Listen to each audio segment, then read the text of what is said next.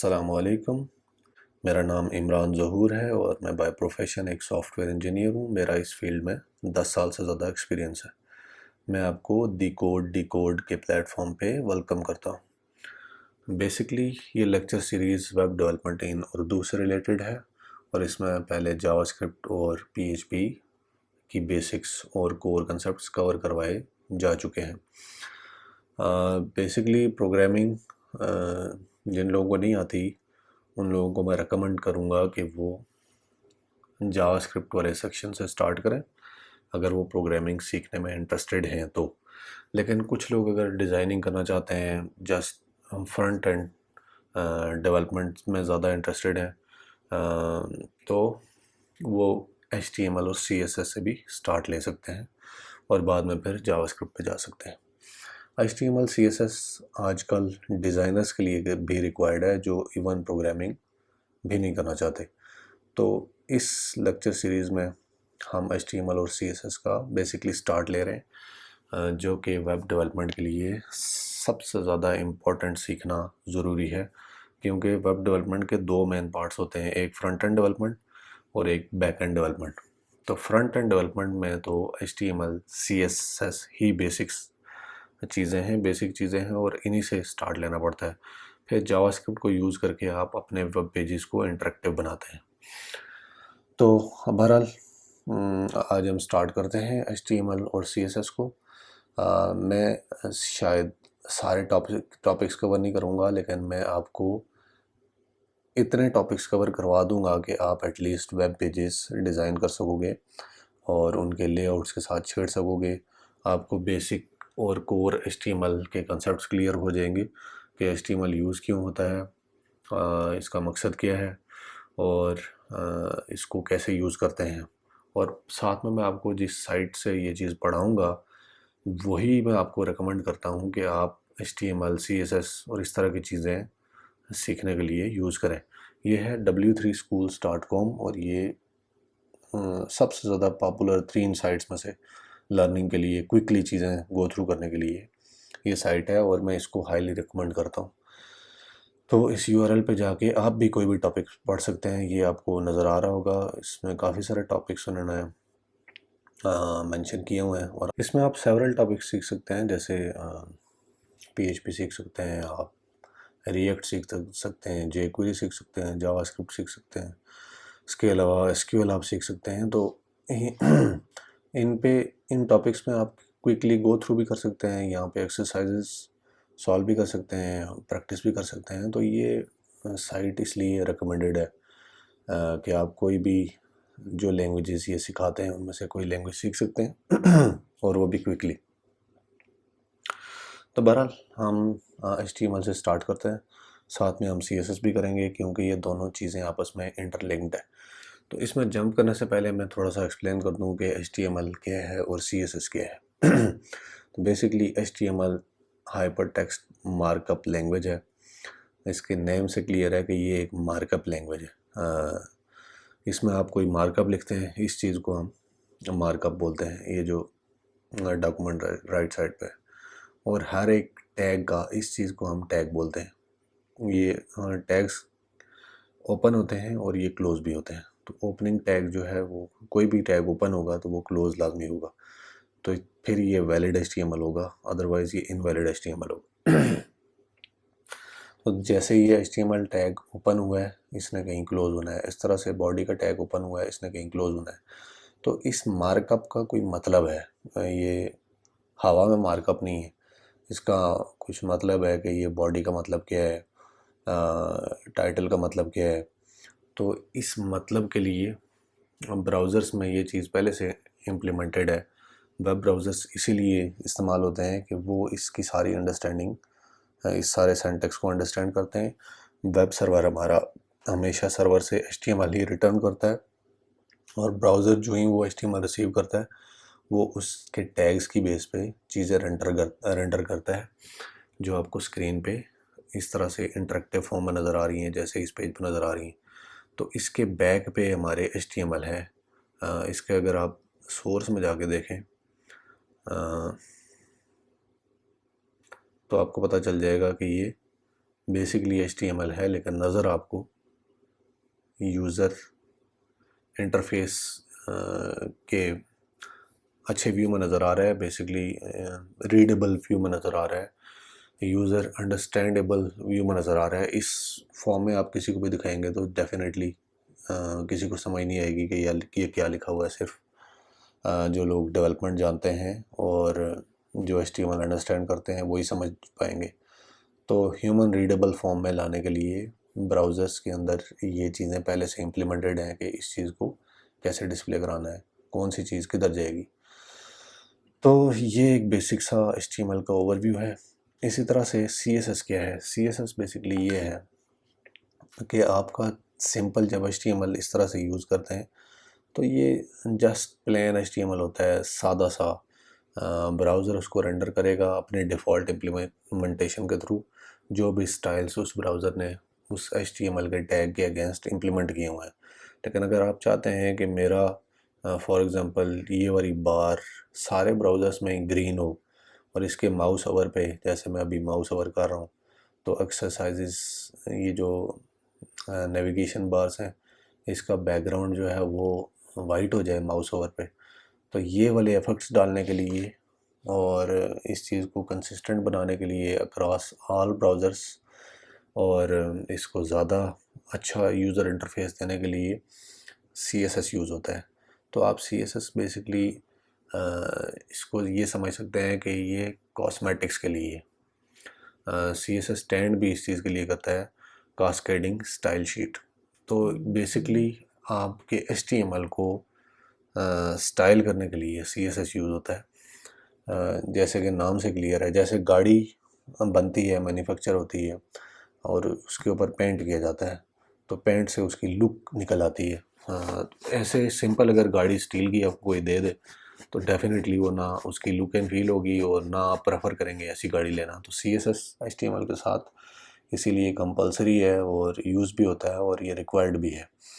तो हम साथ साथ ये दोनों टॉपिक्स कवर करेंगे ताकि आपकी इतनी अंडरस्टैंडिंग हो जाए कि आप वेब पेज डिज़ाइन कर सकें, आपको पता हो टैग्स कैसे यूज़ करते हैं, CSS कैसे यूज़ करते हैं और लेआउट्स कैसे बनाते हैं।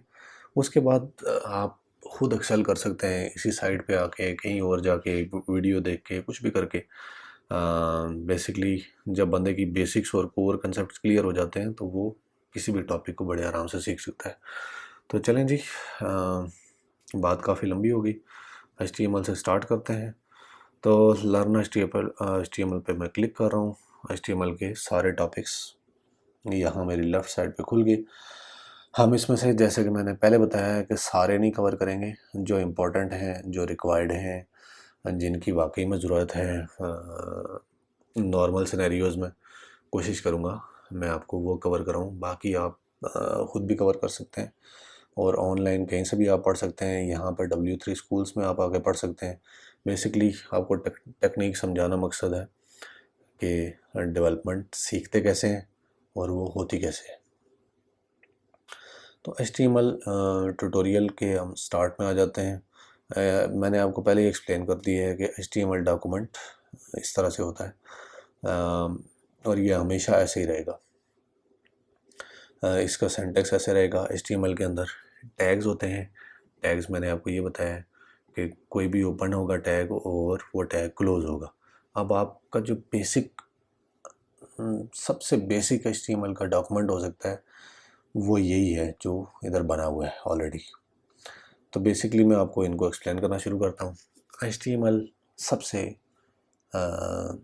आउटर मोस्ट टैग होता है किसी भी HTML डॉक्यूमेंट का। ये डॉग HTML को आप इसे समझें, ये एज इट इज़ ऐसे ही रहेगा। मैं आपको चीज़ों में कंफ्यूज नहीं करना चाहता। बेसिकली ये बता रहा है कि इस डॉक्यूमेंट का टाइप HTML है। ये इस डॉक्यूमेंट की नोटेशन है जो टॉप पे एक्सप्लेन करती है कि ये डॉक्यूमेंट किस टाइप का है। तो HTML डॉक्यूमेंट है, HTML का हमेशा टैग लगेगा और वो क्लोज भी होगा और HTML का टैग के अंदर ही बाकी सारे HTML के टैग्स आएंगे। ये आपका आउटर मोस्ट टैग होगा और ये ऐसे ही रहेगा। अगर आप इस चीज़ को नहीं भी लगाएं तो फिर भी ये ऑटोमेटिकली ब्राउज़र इसको समझ लेगा कि इस टैग की बेस पे कि ये HTML का टैग डॉक्यूमेंट है। तो बहरहाल ये HTML के टैग की एक्सप्लेनेशन हो गई। इसके अंदर मेजर टैग्स जो होते हैं वो हेड और बॉडी होते हैं। हेड बेसिकली वो टैग होता है जिस पे आप अपनी टाइटल देते हैं, अपनी मेटा इन्फॉर्मेशन देते हैं और CSS जावास्क्रिप्ट फाइल्स को नॉर्मली लोड करवाते हैं। मैं नॉर्मली कह रहा हूँ क्योंकि हेड के अलावा भी करवा सकते हैं, लेकिन नॉर्मल प्रैक्टिस यही है कि हेडर में करवाते हैं। फिर आप इसमें पेज टाइटल देते हैं। टाइटल के टैग का मकसद ये होता है कि पेज का टाइटल हमेशा ब्राउज़र में इस जगह डिस्प्ले होता है। ये HTML ट्यूटोरियल ये पेज टाइटल के टैग के थ्रू ब्राउज़र अंडरस्टैंड करता है और इसको टैब में यहाँ पे इस जगह दिखा रहा है। अब हम चलते हैं बॉडी की तरफ। तो बॉडी का टैग बेसिकली इस पर्पज़ के लिए होता है कि ये जितना भी ये कंटेंट आपको नज़र आ रहा है इस पूरे पेज के ऊपर, ये सब बॉडी के टैग के अंदर से आ रहा है। हेडर का टैग जो है, हेड का टैग सॉरी, वो उसका इस ब्राउज़र की इस बॉडी के अंदर कोई रोल नहीं है। मतलब इस हद तक रोल है कि जो जिन चीज़ों का पेज के स्टाइल पे इम्पेक्ट हो सकता है, पेज की इंटरेक्टिविटी पे इम्पेक्ट हो सकता है, तो हो सकता है ऐसी चीज़ें वो लोड करवा रहा हो हेड। लेकिन ये जो बॉडी का जितना भी कंटेंट है इस ब्राउज़र के अंदर जो आ रहा है, ये सारा बॉडी के टैग के अंदर मौजूद है। और इस चीज़ को मैं आपके आगे प्रूव कर सकता हूँ कि ये चीज़ें बॉडी के टैग के अंदर पाई जाती हैं। कैसे? यहाँ से मैं जाता हूँ, इंस्पेक्ट एलिमेंट करता हूँ, तो ये देखें, ये स्ट्रॉन्ग का टैग लगा हुआ है जो कि ओपन हो रहा है, क्लोज हो रहा है, उसके अंदर ये टेक्स्ट लिखा हुआ है और ये टैग बॉडी के टैग के अंदर होगा। ये चीज़ देखें, तो ये चीज़ मुझे पहले से कैसे पता है? क्योंकि मुझे ये चीज़ आती है। तो आपको क्योंकि मैं शुरू से एक्सप्लेन कर रहा हूँ, तो जो मैं कह रहा हूँ उस पर आपको ट्रस्ट करना पड़ेगा। तो बहरहाल ये बेसिक सा इंट्रोडक्शन हो गया HTML का। और अब ट्राई इट योरसेल्फ में आते हैं और इसको कुछ चेंजेस करते हैं। जैसे मैं कहता हूँ पेज टाइटल टेस्टिंग और H1 बॉडी के साथ मैं आपको H1 भी एक्सप्लेन कर दूँ। H1 बेसिकली मतलब इसका है हेडिंग 1। तो जो पेज की मेन हेडिंग होती है किसी भी HTML पेज की, वो H1 में देते हैं। इसमें SEO भी वाइज भी ये चीज़ इम्पॉर्टेंट है। SEO सर्च इंजन ऑप्टिमाइजेशन, वो एक डिफरेंट टॉपिक है, हम कवर तो नहीं करेंगे, लेकिन आपको बेसिक उसकी मैं अंडरस्टैंडिंग दे देता हूँ कि SEO सर्च के लिए जब आप गूगल पे कोई चीज़ सर्च करते हैं और आपके अगर वेबसाइट की प्रॉपर SEO हुई है तो वो सर्चिंग में पहले आएगी उन कीवर्ड्स में जिन पे आपने उसको ऑप्टिमाइज़ किया है SEO वाइज। मैं इसकी अभी डिटेल में नहीं जाऊँगा, आपको मकसद कंफ्यूज करना नहीं है, लेकिन इन टैग्स का ये भी मकसद होता है कि इनको प्रॉपरली यूज़ किया जाए ताकि हमारी साइट सर्चिंग में ऊपर आए और वहाँ से भी ट्रैफिक हमारे पास हमारी वेबसाइट्स पे ट्रैवल कर सके सर्च इंजन्स के थ्रू भी। तो H1 होगी heading 1, P stands for paragraph. तो ये मैंने आपको टैग्स बता दिए हैं। तो हमने अभी तक कितने टैग्स कवर कर लिए? HTML, head, title, body, H1 और P। तो अभी हम इस टाइटल को चेंज करते हैं, साथ में हम हेडिंग को चेंज करते हैं। Test paragraph 1 2 3। अब इसको मैं यहाँ पे रन करूँगा तो ये चीज़ें मेरी चेंज हो जाएंगी। ये आपको यहाँ पे इसलिए नज़र नहीं आ रही क्योंकि ये ब्राउज़र के अंदर ब्राउज़र है, तो टाइटल उमूमन टैब में आता है। तो जब हम HTML बना के उसको ब्राउज़र में ओपन करेंगे तो ये उसका टाइटल भी टैब में या टाइटल बार में आना शुरू हो जाएगा। बहरहाल ये समझाने का मकसद है कि आप यहाँ पे आके एक्सपेरिमेंटेशन भी कर सकते हैं, अपनी मर्ज़ी से चेंजेस कर सकते हैं और उसकी आउटपुट इमीडिएटली देख सकते हैं कि क्या इफ़ेक्ट पड़ रहा है। वापस आते हैं अपनी विंडो की तरफ। तो यहाँ पे आके आप HTML की जो एक्सरसाइज भी कर सकते हैं किसी भी टॉपिक की जो अभी आप पढ़ें, और फिर अगले टॉपिक पे आप मूव करें। हमने अभी बेसिक देख लिए, अभी हमारा इंट्रोडक्शन ही चल रहा है। सिंपल HTML डॉक्यूमेंट, ये मैं ऑलरेडी एक्सप्लेन कर चुका हूँ आपको। ये मैंने आपको जैसे बताया है कि ये declaration defines this document to be HTML5। इन सारी टॉपिक्स पे हम बात कर चुके हैं। HTML टैग्स पे मैं बात कर चुका हूँ, ओपन होता है, क्लोज होता है। और वेब ब्राउज़र्स पे आपको मैं ऑलरेडी बता चुका हूँ कि वो HTML रेंडर करते हैं इस फॉर्म में कि यूज़र उसको अंडरस्टैंड कर सके। HTML पेज का स्ट्रक्चर भी मैंने आपको ऑलरेडी एक्सप्लेन किया है कि HTML सबसे आउटर टैग होगा। यहाँ स्क्रीनशॉट के साथ समझना आसान होगा।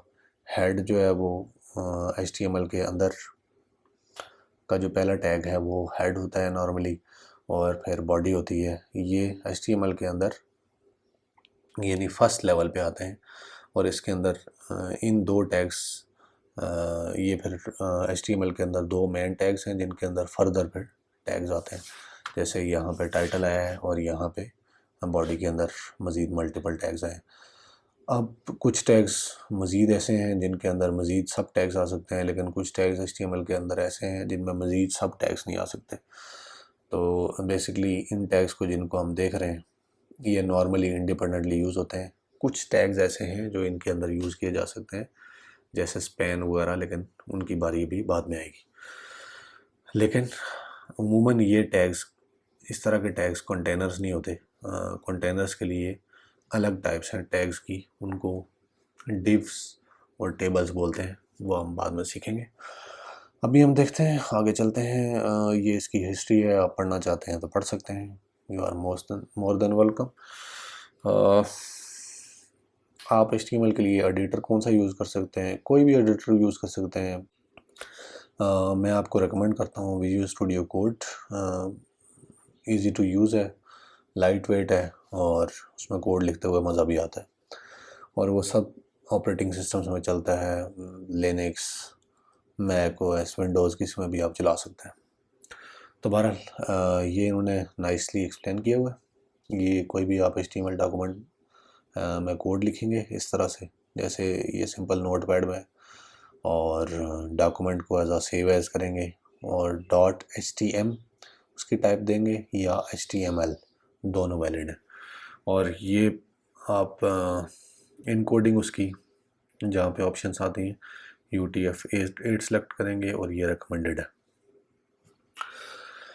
उसके बाद जब आप उस फाइल को सेव करके डबल क्लिक करेंगे तो इस तरह की आउटपुट आएगी जो भी आपने HTML में सेव कराया है। इसको हम करके देख लेते हैं। मैं इसको कॉपी करता हूँ, विजुअल स्टूडियो कोड खोलता हूँ, नई फाइल बनाओ जी, इसको सेव कराओ। मैं कहता हूँ मेरी फाइल को आप डेस्कटॉप पे रखें और इसको नाम दें testing.html। मैं इसको सेव कराता हूँ और अब हम डेस्कटॉप पे जाके देखते हैं।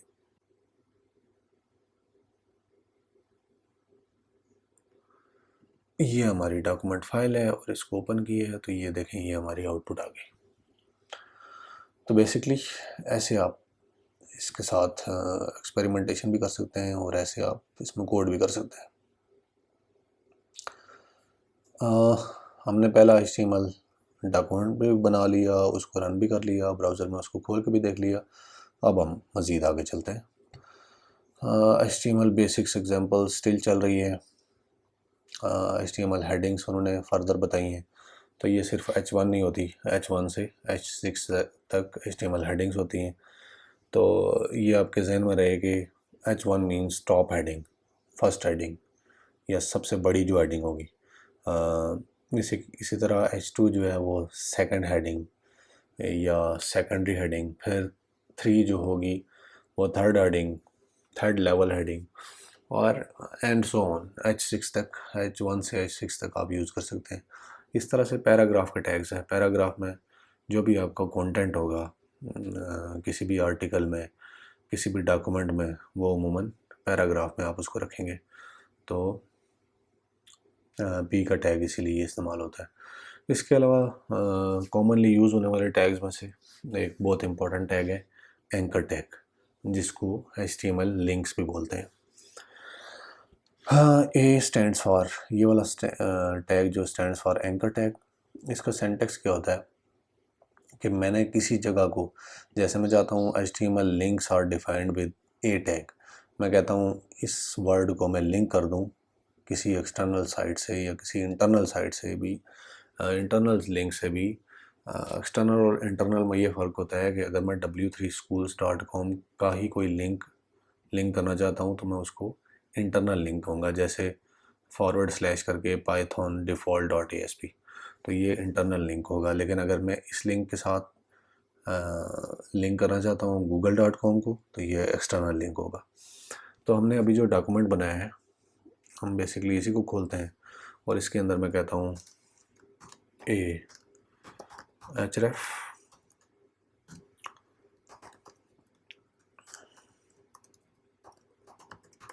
google.com का लिंक बनाओ जी, विजिट गूगल। इसको मैं सेव करता हूँ, इस डॉक्यूमेंट को वापस आकर रिफ़्रेश कराता हूँ, तो ये विजिट गूगल आ गया। अब मैं इसको क्लिक करूँगा तो मैं गूगल पे चला जाऊँगा। तो हो गया ना कमाल। ठीक है जी, ये चीज़ मैंने आपको बता दी। href बेसिकली हम बताते हैं कि इस लिंक के क्लिक पे हमने कौन सा URL ओपन करना है। हाँ, इसके बाद हम HTML इमेजेस पे आ जाते हैं, क्योंकि HTML के पेज के अंदर हम इमेजेस भी दे सकते हैं। तो इमेजेस डाले बगैर वेब पेजेस अमूमन फीके लगते हैं। तो इमेज डालने का तरीका ये है कि img का टैग है और उसका हम कोई सोर्स बताएंगे। अगर सेम सर्वर पे पड़ा है तो हम सोर्स ऐसे बताएंगे, या इसके एंड पे, इसके स्टार्ट में हम / लगा के बता सकते हैं कि इस URL, ये current URL followed by this, इसका मतलब ये, अगर इसके पीछे मैंने HTTPS और / और ये चीज़ें मिल गई, तो इसका मतलब ये है कि जिस URL पे मैं हूँ उसके आगे ये चीज़ लगाओ और ये हमारा URL का पाथ बनेगा। आल्ट बेसिकली ये होता है कि अगर इमेज लोड ना हो, ये वाली इमेज किसी सिनेरियो की वजह से डिस्प्ले ना हो, तो अल्टरनेटिव टेक्स्ट क्या डिस्प्ले हो।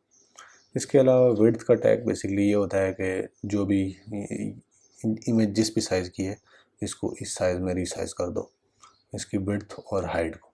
तो नॉर्मली जो स्टार्टर्स होते हैं वो इमेजेस को रीसाइज़ करके उनका बेड़ा गर्क कर देते हैं। तो आपने ये काम नहीं करना। जब इमेज को रीसाइज़ करना हो तो जो इमेज का ओरिजिनल साइज़ है उसकी एस्पेक्ट रेशो मेंटेन रखनी है। एस्पेक्ट रेशो क्या होती है कि फॉर एग्ज़ाम्पल एक पिक्चर है 100/50 की, अब 100 उसकी आप विड्थ कर लें और 50 उसकी हाइट कर लें। तो मैं अगर उसको रीसाइज़ करता हूँ 25/25 पे, तो ये उस पिक्चर के साथ ज़्यादती है, क्योंकि उसकी विड्थ ज़्यादा है, हाइट कम है।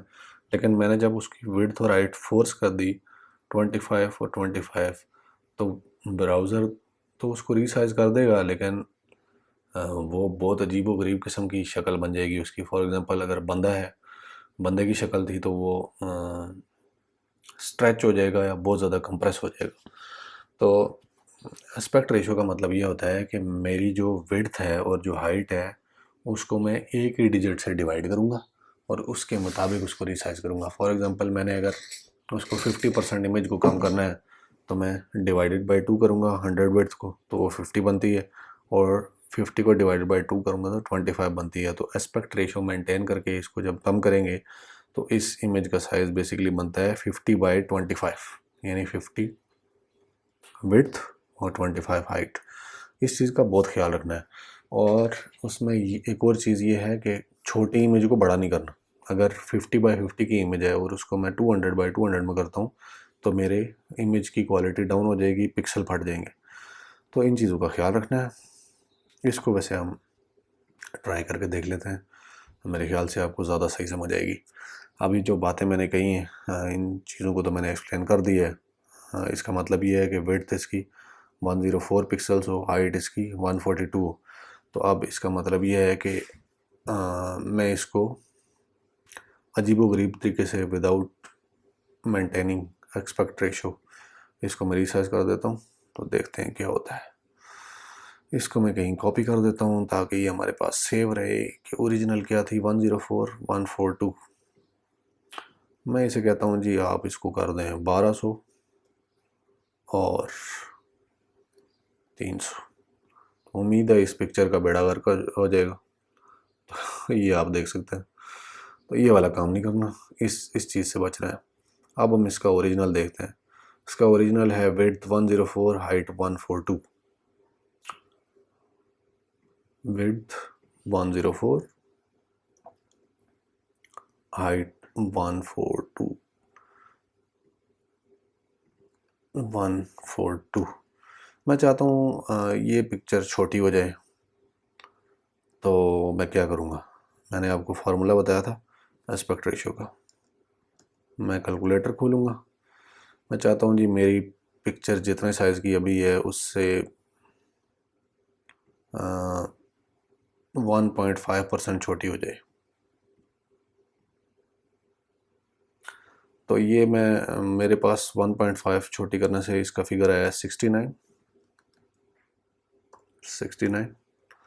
और 142 को 142 डिवाइडेड बाय 1.5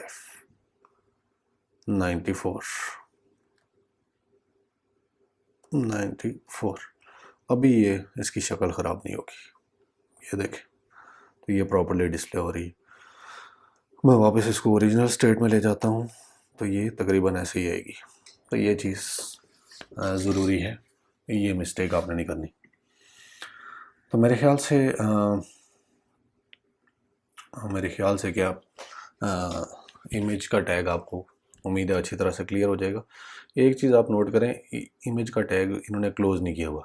इमेज का टैग ऐसे ही है कि ये इसका क्लोजिंग टैग नहीं होता, या सिंगल होता है, लेकिन रिकमेंडेड ये तरीका नहीं है। रिकमेंडेड तरीका ये है कि इमेज का सिंगल टैग भी क्लोज़ होना चाहिए। तो जहाँ पे सिंगल टैग को ओपन और क्लोज़ करना हो उसका तरीका ये है कि टैग जहाँ से टैग स्टार्ट होगा एंड पे हम उसी टैग की क्लोजिंग डाल देंगे। ये शॉर्ट एंड क्लोजिंग है टैग की। तो जो भी सिंगल टैग होता है उसको ऐसे करके क्लोज़ करते हैं, और यही तरीका रिकमेंडेड है, आपने भी यही फॉलो करना है। अब हम आगे चलते हैं। HTML बटन्स हैं।